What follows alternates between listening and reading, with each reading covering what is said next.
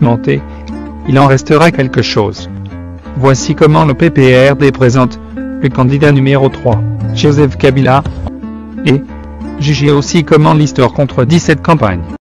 Collectivité de Lulenge, territoire de Fizi, province du Sud Kivu, il est originaire de la localité d'Ankoro, chef-lieu de la collectivité, secteur de Kamalondo, territoire de Manono, district du Tanganyika, en République démocratique du Congo.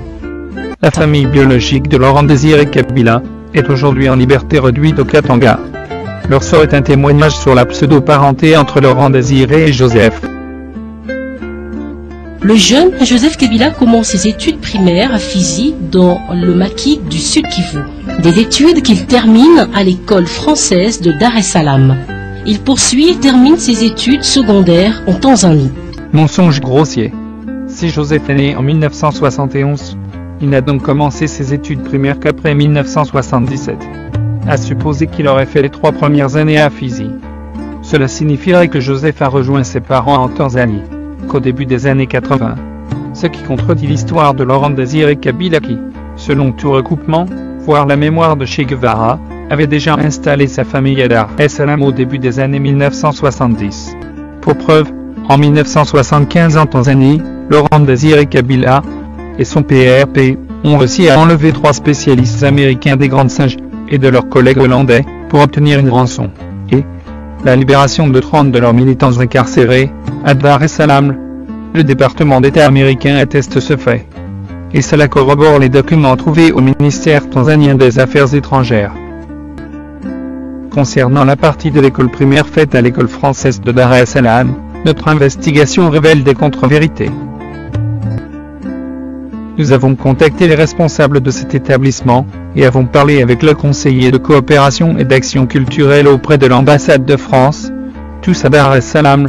Nous avons aussi interviewé l'inspecteur de l'éducation nationale française à Nairobi, ainsi que consulté les archives du ministère de l'Éducation nationale et de l'Agence pour l'enseignement du français à l'étranger, dont le bureau est à Paris, afin de vérifier. En effet, fondée en 1967, l'école française Arthur Rimbaud de Dar es Salaam est inscrite sur la liste des établissements français situés hors du territoire de la République française. Depuis sa création, cette école garde les photos et listes de ses élèves. Nous y avons trouvé certains noms aérois entre 1970 et 1985, cependant celui de Joseph Kabila Kabange se retrouvait sur aucune liste. Notre équipe a collecté des photos sur lesquelles se figurent tous les élèves, particulièrement noirs, de l'école française de Dar es Salaam de 1980 à 1984. Nous avons participé à des forums des anciens de cette école, ni les enseignants, ni les élèves, voire les surveillants ne se rappellent d'un Joseph Kabila, ou d'un Hippolyte Kanambe. Devant ce fait, nous avons contacté son bureau de campagne pour en savoir plus. Notre requête se butait à une suite de non-recevoir. Mais cela ne nous a pas empêché de demander à son cabinet le nom de son école secondaire. Hélas, personne, de son entourage, en sait quelque chose. Mais, suivez la suite du CV de Joseph Kabila.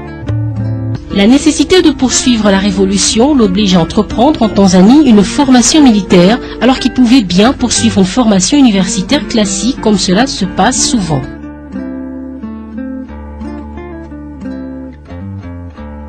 Si Kabila a fini ses études secondaires au début des années 90, il aurait alors fait sa formation militaire entre 1990 et 1996, lorsqu'il fait son apparition, comme Congolais dans le rang de la FDL.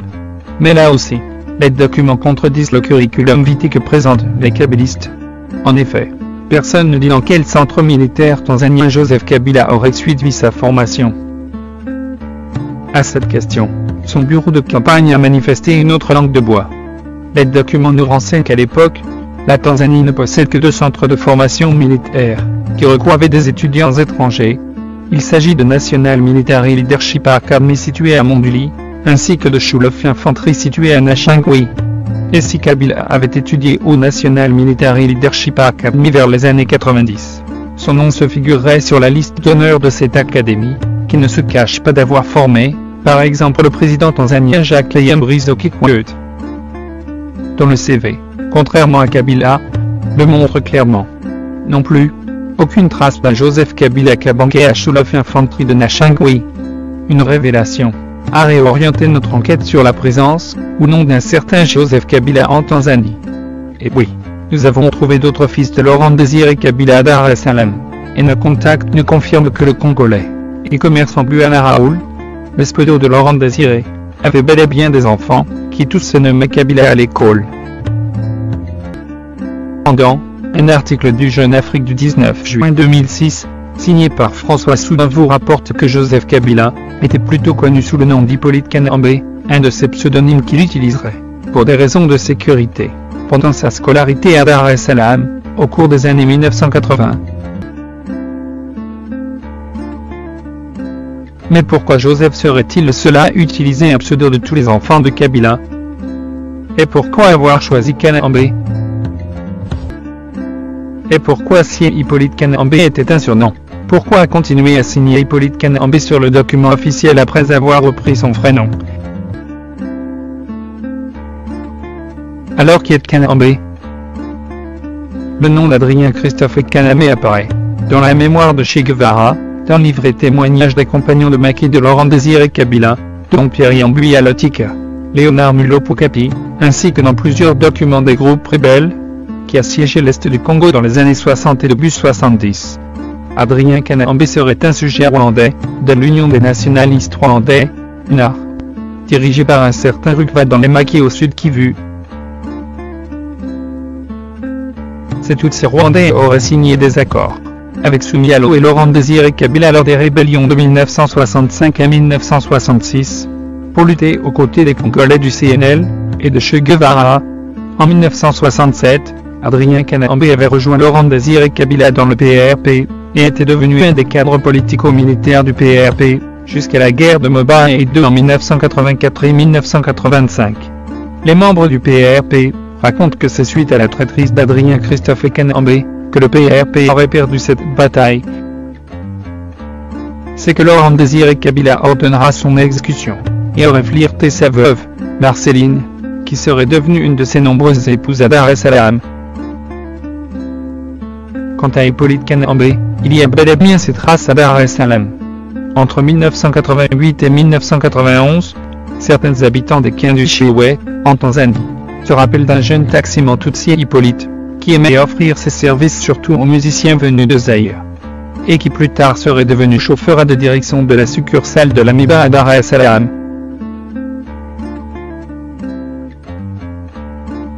Les sources proches de la rébellion de l'armée patriotique rwandaise en Makiaganda, et selon les témoignages de Jules Moudbouzi et de Laurent Nkunda, Hippolyte Kanambe aurait rejoint l'APR en Ouganda au début de l'année 1992. Ce qui se confirme, car le jeune taximan a disparu de Dar es Salaam. Dans une interview accordée à la radio Bwiza, le 2 janvier 2008, Laurent Nkunda a déclaré « Si vous attendez par soldats rwandais tous ceux qui ont servi un jour dans le Front patriotique rwandais le FPR, et ensuite dans l'armée patriotique rwandaise, l'APR du général Paul Kagame, alors le peuple congolais a un sérieux problème à résoudre, car son propre président élu au suffrage universel direct à plus de 58% des voix. Je cite Joseph Kabila, est non seulement d'origine Tutsi, comme moi, mais il est aussi un ancien soldat du FPR comme moi. Cherchez donc l'erreur. Le site internet de Joseph Kabila, Digital Congo, n'avait pas contredit l'information, mais avait repliqué tout en noyant inconsciemment Joseph Kabila. On lit. En fait, Nkunda se présente désormais comme un Rwandais. Sans blague. Il exhibe, pour ce faire, sa vieille carte d'identité rwandaise, qu'il avait acquise, quand il avait intégré l'armée patriotique rwandaise, en 1991, en qualité de sergent. Qui plus est, l'ancien chairman du CNDP, brandit aussi sa carte de membre des services de renseignement, lors de la libération de Kigali en juillet 1994. En cette dernière qualité, Nkunda soutient Modibu qu'il a joué un rôle prépondérant pour l'actuel régime en place à Kigali, car il a été pour beaucoup dans la chute de l'Habyarimana. Déjà en 2005, Joseph Kabila avait tenté de dissiper son passage en Ouganda, comme membre de la FPR de Kagame. Dans un article de Jeune Afrique du 27 juin 2005, Christophe Boisbouvier écrit « Outre sa vie privée, le président congolais protège jalousement son passé. La biographie officielle est lapidaire. Il naît le 4 juin 1971 au Sud Kivu, dans le maquis de Fizi-Baraka, près du lac Tanganyika. 5 ans plus tard, il suit ses parents en Tanzanie. À l'âge de 25 ans, en 1996, il s'inscrit en droit à l'université de Makerere, en Ouganda. Au bout de quelques mois, il rejoint son père dans les rangs de l'Alliance de Forces démocratiques pour la libération du Congo, AFDL. Mai 1997, c'est la victoire. La suite est connue. Chef d'état-major de l'armée de terre, jusqu'à l'assassinat de son père en janvier 2001. Ceci ajoute son lot de confusion. Dans le CV de Kabila, a-t-il quitté Fizi 5 ans après sa naissance? Ou a-t-il commencé ses études primaires dans le maquis de Fizi? Ce que l'on sait est que chaque année, le CV de Kabila se fait. Ce de fait c'est parfait. Mais entre lui et Nkonda, qui est Rwanda Tutsi, qui ne l'est pas. La suite du CV de Kabila répondra à cette question. Suivons cet extrait.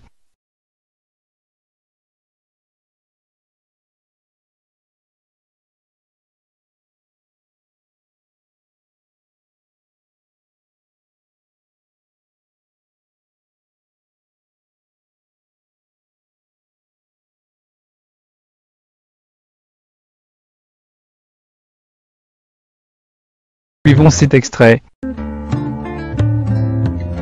En 1996, Joseph Kabila est nommé commandant des opérations sur l'axe Kisangani, ensuite Lubumbashi et Kinshasa, pendant l'avancée des troupes de libération vers Kinshasa.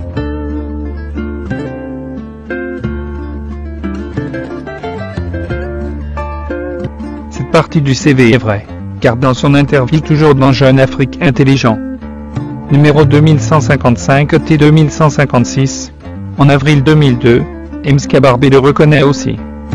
On rapporte que l'armée de Kagame serait venue au Congo à la poursuite des ex-forces patriotiques rwandaises et autres FDLR, ces ennemis du régime Kagame. L'armée de Kagame, qui envahit le Congo en 1996, sous le commandement d'un certain Mskabarbé, n'a connu aucune résistance pour un premier temps. Les deux Kivu tombèrent du jour au lendemain, le nord du Katanga aussi. Seule la province orientale résiste à l'armée de Kagame. Cette province est défendue de main force d'un certain général Moulambi, rappelé de sa retraite par Mobutu, pour défendre un Congo envahi par le Rwanda. La province orientale abrite désormais 2 millions de réfugiés rwandais Hutus poursuivis par les hommes de Kagame, et qui prend la tête des opérations, commandant Hippolyte, aujourd'hui Joseph Kabila.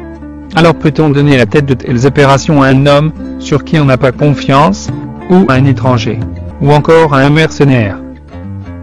Car nous verrons quel était l'objectif des opérations de la province orientale. Voici ce que nous apprend le rapport Mapping des Nations Unies, sur ce que les troupes dirigées par Joseph Kabila et son mentor, Mskabarbé, ont fait à la province orientale. En avril 1997, massacre de 50 000 réfugiés Hutus au moins installés dans les camps de KCC 1 et 2, situés près de la localité de Kiza, à 25 km de Kisangani, et de 30 000 réfugiés au niveau de Biaro, à 41 km de Kisangani, voir paragraphe 244 du mapping, pour ne citer que cet exemple. Enfin, lorsque Kinshasa tombe entre les mains de l'armée rwandaise, Mskabarbé devient le chef d'état-major de l'armée congolaise et Joseph Kabila, et son adjoint en charge de l'armée de terre. Et moins de 4 années plus tard, Mskabarbé occupera ce même poste, mais cette fois là au Rwanda, mais Joseph Kabila deviendra le président du Congo. Mais, suivez la suite du CV de Joseph Kabila. En 1997, il se rend en Chine pour parfaire ses études militaires à l'Université de défense nationale de Pékin.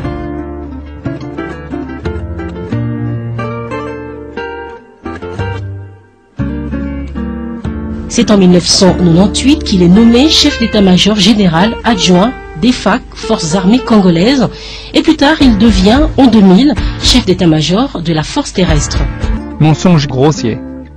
Si Kinshasa est tombé en mai 1997 et que Mskabarbé, Joseph Kabila et Anselme Massasu étaient aperçus à Kinshasa, jusqu'aux festivités de la Nativité de 1997, avant que Joseph ne soit nommé en juin 1998 chef d'état-major général adjoint. Et on se demande bien si il a été bel et bien en Chine pour parfaire ses études militaires à l'Université de la Défense nationale de Pékin. Car cette université n'offre pas un cursus de moins de 9 mois. Des sources proches de l'armée rwandaise rapportent que Kabila s'était réellement rendu en Chine en février 1998 et serait revenu 3 mois plus tard, car la tension montait entre les Congolais et le Rwandais au sein de forces armées congolaises. Ce qui aurait justifié sa nomination comme adjoint de Kabarebe étant donné qu'il avait l'accès de deux côtés, Rwandais et Congolais. Le 26 janvier 2001, il prête serment en qualité de président de la République démocratique du Congo, succédant ainsi à son père, le président Laurent Désiré Kabila, décédé à la suite de l'ignoble assassinat du 16 janvier 2001.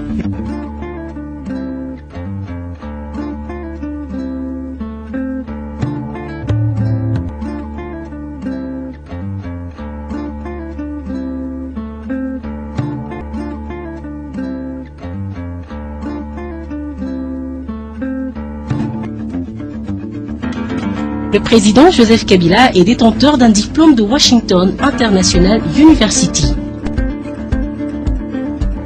Cette information reste conforme à l'esprit du CV de Kabila, vague et mélangé.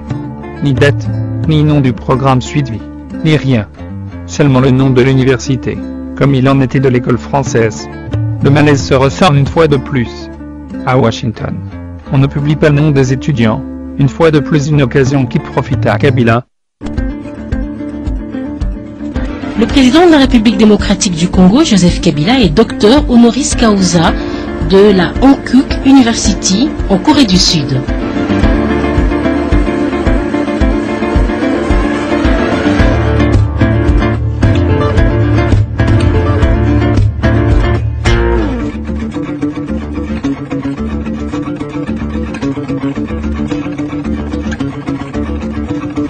Le doctorat honoris causa n'a rien à voir avec des études quelconques qu'aurait achevé un bénéficiaire.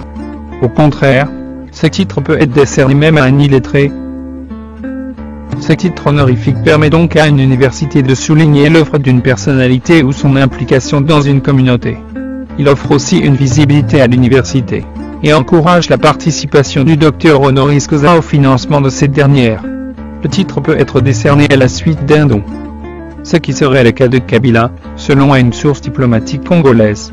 Alors que les universités congolaises sont en perpétuelle menace de grève suite à l'impaiement des professeurs et personnels académiques, ainsi qu'aux frais académiques très élevés, et au manque total de bourses d'études. Joseph Kabila, lui, finance une université coréenne, pour ajouter le préfixe « docteur » à son nom, afin de combler le vide laissé par son passage, éclair au vent de l'école. Kabila n'est pas à son premier coup de la sorte. On se rappellera du financement d'une école en Tanzanie, qui a coûté la vie au journaliste Frank Njike, pour avoir passé cette information à son confrère Patrick Bouteau, qu'il avait publié à 15 à ça en 2005.